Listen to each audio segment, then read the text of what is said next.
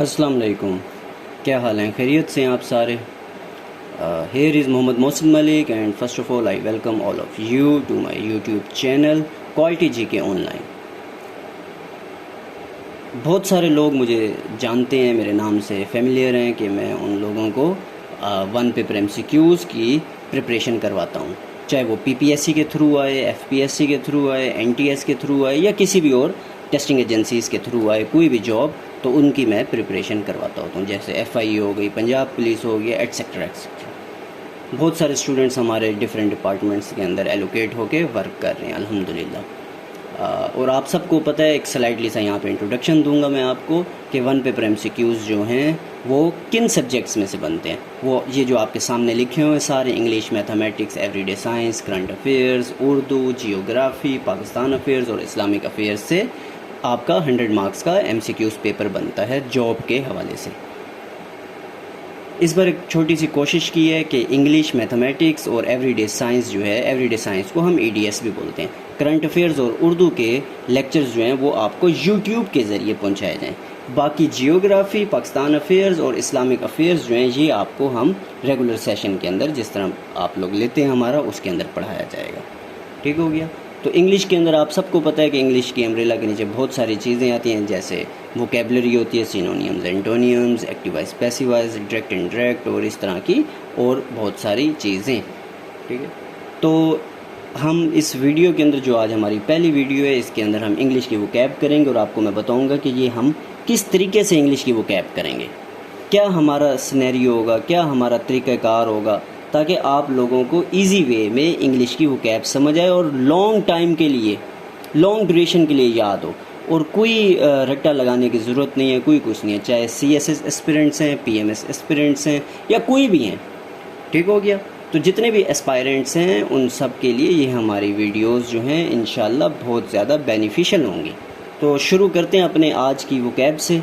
ठीक है, first video 5 अल्फाज बताएंगे आपको, बहुत इंपॉर्टेंट हैं, हमने करना कैसे है, क्या हिसाब किताब होगा उनका, तो उस हवाले से आपको बहुत इजी वे में बताया जाएगा, शॉर्ट ट्रिक्स के ज़रिए ये आपको पढ़ाया जाएगा।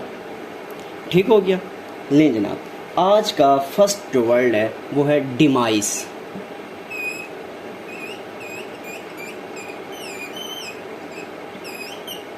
फर्स्ट वर्ड क्या है? डिमाइस। देखिए मेरी बात सुने, इसका जो मतलब है हम इसी के अंदर से ही एक कहानी निकालेंगे और वहाँ से जनाब वाला हम आपको ये इसका मतलब बताएंगे। सबसे पहले एक बात याद रखिएगा, हम यहाँ पे आपको सारे के सारे सिनोनियम्स करवाएंगे। सारे के सारे क्या करवाएंगे? सिनोनियम्स। सिनोनियम्स करवाएंगे। और आपको पता है सिनोनियम्स भी होते हैं और एंटोनियम्स भी होते हैं।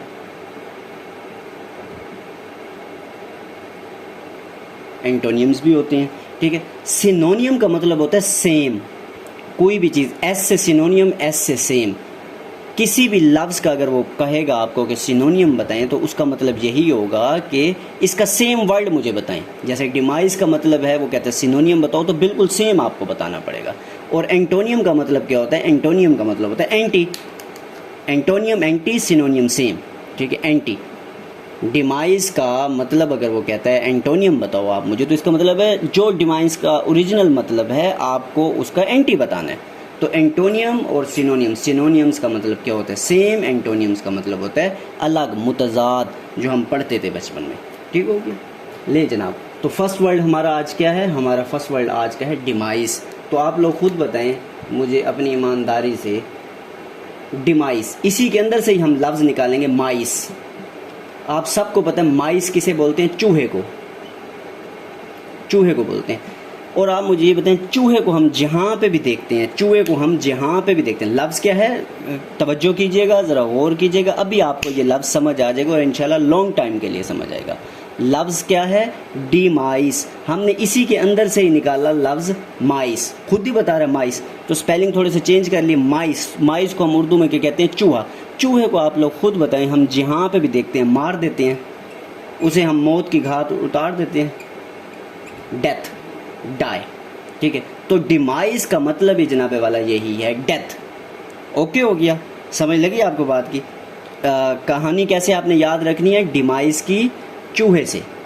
ठीक है, लफ्ज़ इसी के अंदर से ही हमने निकाला ठीक है, माइस ओके हो गया। और माइस को हम जहाँ पे भी देखते हैं, चूहे को जहाँ पे भी देखते हैं, हम जनाब वाला उसे मार देते हैं। कभी ऐसा नहीं होता कि भाई हम उसे छोड़ दें, चलो यार पलता रहे, नो नो नेवर, ठीक है। हम हमेशा उसे फ़ौरन पहली फुर्सत के अंदर ही मार देते हैं। इसका मतलब हम उसे डेथ कर देते हैं, मार देते हैं। और मरने का मतलब क्या होता है? डेथ, ऑब्वियसली बात है। ये तो हो गया इसका सिनोनियम।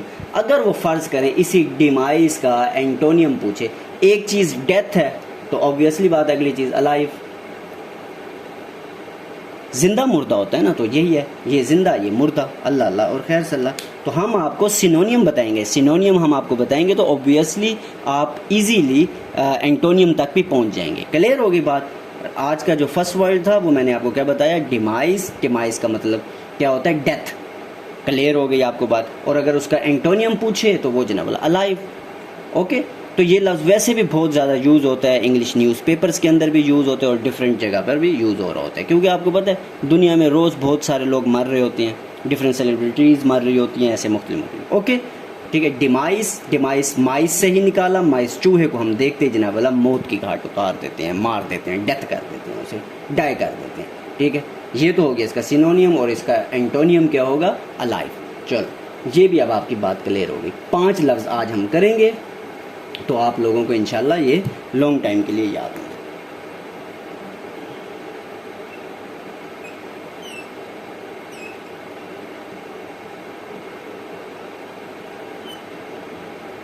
लें जनाब, लफ्ज़ क्या है? अगला लफ्ज़ क्या है? Next word is detrimental.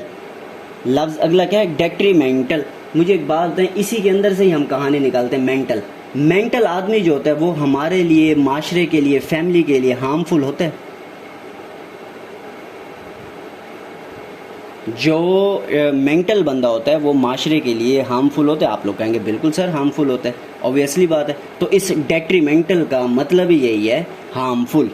Clear हुई आपको बात? इस डेट्रीमेंटल का जनाब वाला मतलब क्या है? हार्मफुल, मेंटल आदमी। ठीक है, डेट्रीमेंटल मेंटल से ही निकाला हमने। मेंटल बंदा जो होता है वो जनाब वाला हार्मफुल होता है।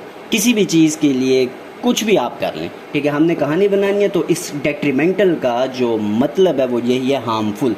ठीक है, अच्छा ये तो हो गया इसका ये।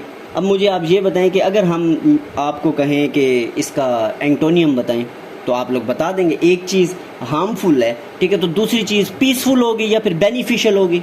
Simple is that. ठीक हो गया।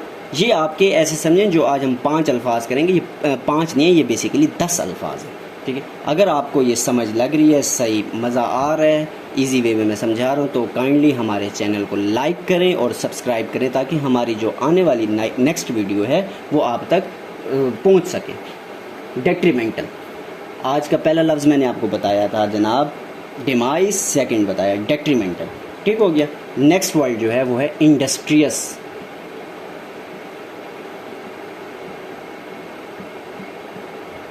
इंडस्ट्रियस, आप लोग खुद बताएं, इंडस्ट्री जो होती है, किसी भी एक आदमी प्राइवेट बंदे की इंडस्ट्री होती है, उसके अंदर जो वर्कर्स काम कर रहे होते हैं, ठीक है, वो हार्ड वर्किंग से काम कर रहे होते हैं, एनर्जेटिक तरीके से काम कर रहे होते हैं, या ऐसे बस गुजारे टाइप। तो आप लोग कहेंगे नहीं, वो जो इंडस्ट्री के अंदर, कोई भी एक प्राइवेट इंडस्ट्री के अंदर लोग काम कर रहे होते हैं वो एनर्जेटिक तरीके से, हार्ड वर्किंग तरीके से कर रहे होते हैं। अगर वो हार्ड वर्किंग शो नहीं करेंगे तो उनको जो उनका मालिक है वो क्या करेगा? निकाल देगा। तो इंडस्ट्रियस का जनाब वाला मतलब ही यही होता है, हार्ड वर्किंग, एनर्जेटिक। क्लियर हुई बात? इंडस्ट्री से लफ्ज़ क्या है? इंडस्ट्रियस है। ठीक है, तो इंडस्ट्री के अंदर जो भी वर्कर काम कर रहा होता है वो जनाब वाला हार्ड वर्किंग होता है।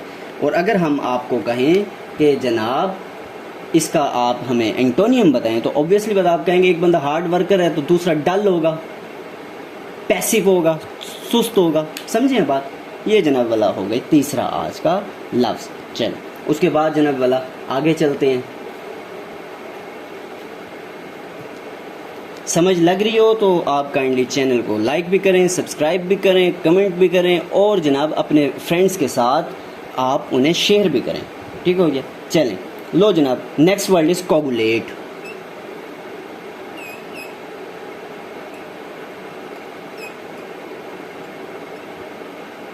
Next word is coagulate. अब ये कोगुलेट जो है, इसका जो मतलब है अभी हम देख लेते हैं। मुझे एक बात बताएं, आप लोग सारे टूथब्रश करते हैं तो एक टूथपेस्ट है उसका क्या नाम है? कोलगेट। एक टूथपेस्ट का क्या नाम है? कोलगेट है। कोगुलेट, कोलगेट दोनों सेम, ठीक हो गया।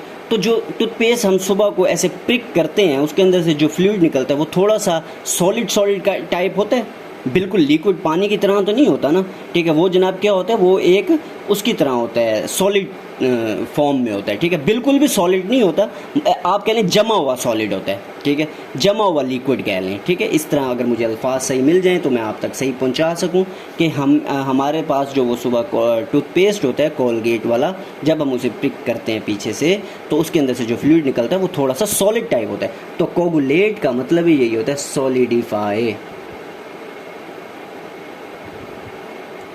सॉलिडिफाई, ठीक है। तो इस कोगुलेट का सिनोनियम क्या हो गया, सॉलिडिफाई। याद कैसे रखना, कोलगेट से, जो कोलगेट टूथब्रश है वो जनाबे वाला किस तरह होता है, वो सॉलिडिफाई किस्म का होता है, वो किस फॉर्म में होता है, सॉलिडिफाई स्टेट फॉर्म में होता है। ओके हो गया। तो आप लोगों ने इसका एंटोनियम जो है कोगुलेट का वो मुझे कमेंट सेक्शन में बताना है कि इसका एंटोनियम क्या है कोगुलेट का। Thank you. ले जनाब आज का आखिरी वर्ड, आज का आखिरी वर्ड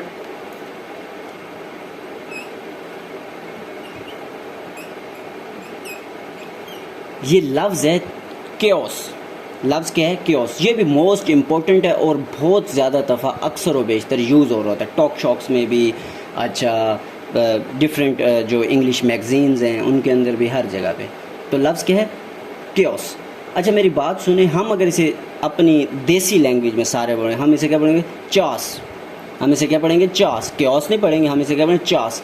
तो चास, सॉरी टू से, ये लफ्ज़ हमें किसका बता रहा है, चर्स का बता रहा है, चर्स का। इसका मतलब देखते हैं अभी क्या है, चास, ठीक है। ये क्या बता रहा है, चर्स, चास, चर्स। ओके हो गया। तो मेरी बात सुनिए, ये जो लोग चर्स को लेते हैं, जो लोग इस्तेमाल करते हैं, ठीक है, वो डिसऑर्डर हो जाते हैं। ज़ाहिर सी बात है, कोई भी नशा आप करेंगे तो आप डिसऑर्डर तो हो जाएंगे ना, ठीक है। तो जो लोग चर्स पीते हैं या इस्तेमाल करते हैं वो लोग क्या होते हैं, डिसऑर्डर हो जाते हैं, ठीक है। वो अपनी यानी एक स्टेट जो नॉर्मल कंडीशन होती है उससे वो डिसऑर्डर हो जाते हैं, ठीक है, और बहकी बहकी बातें करते हैं। क्लैरिफाई हुआ। तो चियोस, इसका क्योस का मतलब क्या होता है जनाब, डिसऑर्डर। तो हमने इसे याद कैसे किया, चॉस से। चॉस मीन चर्स। चर्स जो लोग इस्तेमाल करते हैं वो डिसऑर्डर हो जाते हैं, वो बहकी बहकी बातें करते हैं। तो इसका मतलब ही यही होता है, डिसऑर्डर।